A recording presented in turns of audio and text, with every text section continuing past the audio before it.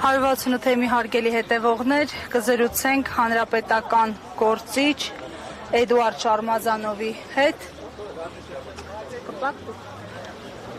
Դուր միկրոֆոնը։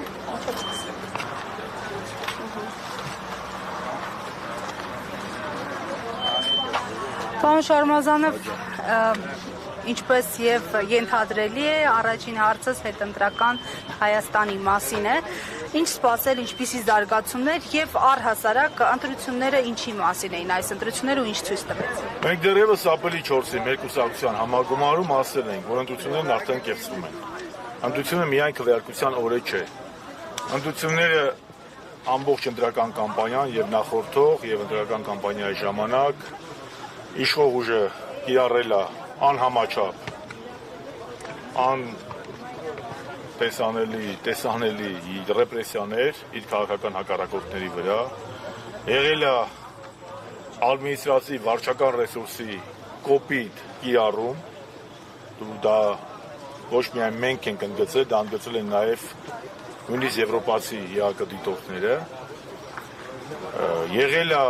անհամաչափ աջակցություն Նիկոլ Փաշինյանի քաղաքականությանը արևմուտքի կողմից, արտաքին աջակցություն եւ կալանավորումներ արդեն մինչեւ դատական որոշումները հանձնարարականներ դատական իշխանությանը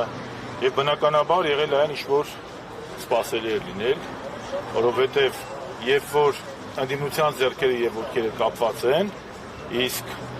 իշխանությունը ինչ ուզում անում է, ես կասեի, այս տվյալներն բավականին մեծ են, որ Նիկոլը չունի համադրական մեծամասնություն, Նիկոլը չունի սպային 3-5 օր եթե բարգավաճնացնում է, եւ մի բան ասեմ, ես իմ ֆեյսբուքյան գրառման մեջ եմ ասել, որ նույնիսկ այս անասելի ռեպրեսիաների, այս անասելի վարչական ռեսուրսի օգտագործման, այս արտաքին աջակցության պայմաններում հայ ժողովրդի ընտրության մասնակցած մեծամասնությունը 50+%-ը ոչ է ասում Նիկոլ Փաշինյանին։ Հիմա իրանք իշկամած ծափ տան, գոռան, իրանք չէին ասում, որ համադրական մեծամասնություն են հավաքելու, հավաքեցին։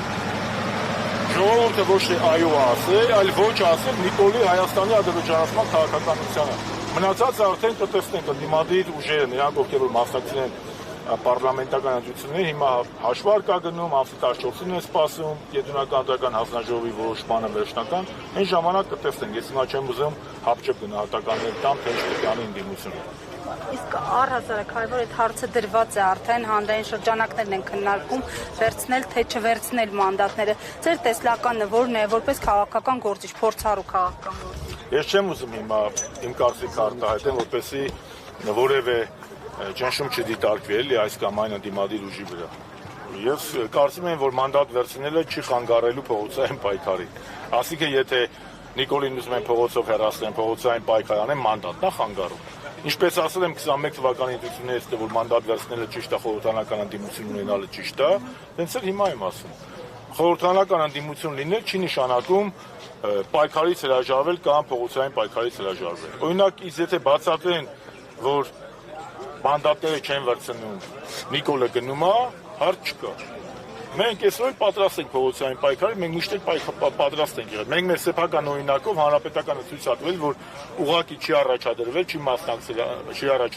մասնակցել ընտրություններին, որպեսզի չջլատի ընդդիմադիր դաշտը։ Որպեսզի նախկին ներկա այդ շինծուբանը ավելի չակտիվանա։ Մենք դրա մասին խոսել ենք։ Հիմա գնդակը Կենտրոնական ընտրականի դաշտում եկել ընդդիմադիր ուժերի, մարդիկ քննարկում են, կքննարկենք, ասեն, պետք չի տես մեծ պրեսինգի ենթարկել այդ ուժերին։ Թող իրանք հանգիստ մտածեն այդ մարդիկ, եւ ուժեղ Հայաստանը, եւ Հայաստան դաշինքը, եւ Բարգավաճը, եթե աստվածտանցնի, իրանք կքննարկենք, ասեն, փորձառու ուժեր են, փորձառու գործիչներ են, ազգային մարդիկ են կորոշեն։ Պետք չի հիմիկվանից պրեսինգի ենթարկել այդ մարդկանց։ Մեկը ասի վերցրու, մեկը ասի մի վերցրու։ Պարոն Շարմազանov, եւ վերջին դիտարկումը, թեև հանրապետականը չմասնակցեց ընտրություններին, բայց ընտրությունները չանցան առանց հանրապետականների, հատկապես իշխանությունները էլի բոլոր հակադրությունները ձեր հետ էին անում։ Տեսանք նաեւ այլ շրջանակներ վերջին օրերին ակտիվացել են եւ էլի հիշում են հանրապետականին։ Ինչու է ձեր ստվերը շարունակ խանգարում։ Որովհետեւ մեր ստվերը չի, մենք կանք ու լինելու ենք։ Մենք պայքարելու ենք մեր իդեալների համար։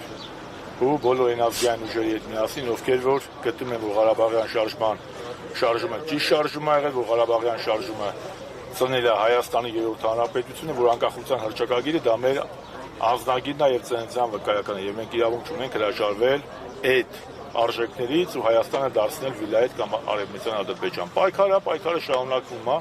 իսկ ով ասում, որ պայքարը պետք է հունիսի 7-ին շարունակվի։ Քաղաքական գործիչները պետք է իրենց իդեալների համար, իրենց գաղափարների համար պայքարեն։ Իսկ նրանք, ովքեր որ քաղաքականության մեջ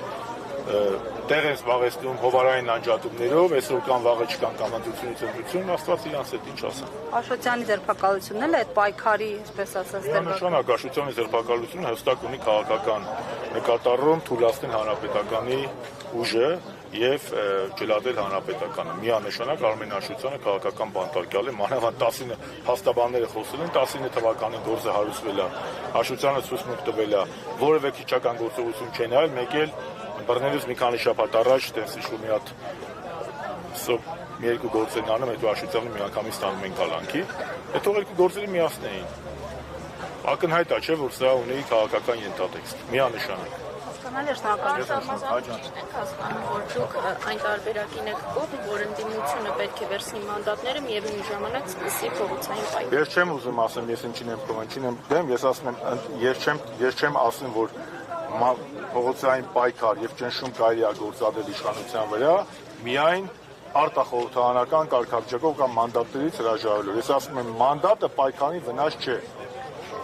Ընդդիմության մանդատը Նիկոլի դեմ պայքարի վնաս չէ, սա է այն կարծիքը, բացի իրենք պետք է որոշեն։ Ես եւի կողմնակից եմ, ոչ թե կամ։ Շնորհակալություն։